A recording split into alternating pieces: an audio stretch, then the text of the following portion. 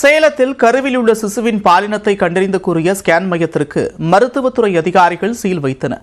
சேலம் வீராணம் கோழிப்பண்ணை பேருந்து நிறுத்தம் அருகே செயல்பட்டு வந்த தனியார் ஸ்கேன் மையத்தில் கருவில் உள்ள குழந்தைகளின் பாலினத்தை கண்டறிந்து கூறுவதாக புகார் எழுந்து வந்தன.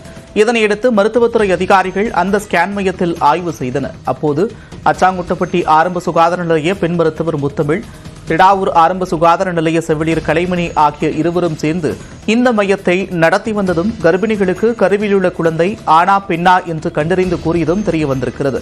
இதனைத் தொடர்ந்து அந்த ஸ்கேன் மையத்திற்கு சீல் வைத்திருக்கின்றனர். இது தொடர்பாக பெண் மருத்துவர் முத்தமிழ், செவிலியர் கலைமணி, ஆத்தூர் ஆரம்ப சுகாதார நிலைய செவிலியர்கள் வனிதா, வசந்தி, மங்கை, ராணி, கலைச்செல்வி, மகேஸ்வரி ஆகியோர் பணியிடை நீக்கம் செய்யப்பட்டிருக்கின்றனர்.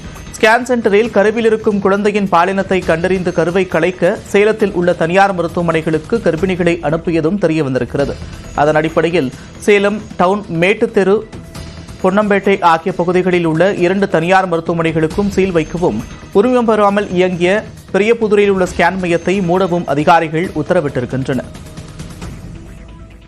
விழுப்புரம் அருகே பெற்றோர் பேச்சை கேட்டு காதலை கைவிட நினைத்த காதலருக்கு தேநீரில் காதலில் எலி பேஸ்ட் கலந்து கொடுத்த சம்பவம் அதிர்ச்சியை ஏற்படுத்தியிருக்கிறது. விழுப்புரம் மாவட்டம் கிரிமேடு கிராமத்தைச் சேர்ந்தவர் ஜெயசூர்யா தனது வீட்டருகே உள்ள உறவுக்கார பெண்ணான ரம்யாவை காதலித்து வந்திருக்கிறார். இந்நிலையில் தங்கை உறவு முறை கொண்ட பெண்ணை காதலிப்பது குறித்து ஜெயசூர்யாவின் பெற்றோர் கண்டித்திருக்கின்றனர். இதனால் ரம்யாவுடனான பழக்கத்தை ஜெயசூர்யா குறைத்திருக்கிறார். இதனை ஏற்றுக்கொள்ளாத ரம்யா தேநீரில் எலி பேஸ்ட் கலந்து அதை ஜெயசூர்யாவுக்கு வழங்கியிருக்கிறார். மேலும் தேநீரில் எலி பேஸ்ட் கலந்தது குறித்து ஜெயசூர்யாவுக்கு வாட்ஸ்அப் மூலம் ரம்யா தெளிவுபடுத்தியிருக்கிறார். இதனையடுத்து ஜெயசூர்யா விழுப்புரம் அரசு மருத்துவமனையில் அனுமதிக்கப்பட்டார். தொடர்ந்து மேல் சிகிச்சைக்காக சென்னை ஸ்டான்லி மருத்துவமனையில் ஜெயசூர்யா அனுமதிக்கப்பட்ட நிலையில் அவருக்கு கிட்னி செயலிழந்திருப்பதாக மருத்துவர்கள் தெரிவித்திருக்கின்றனர்.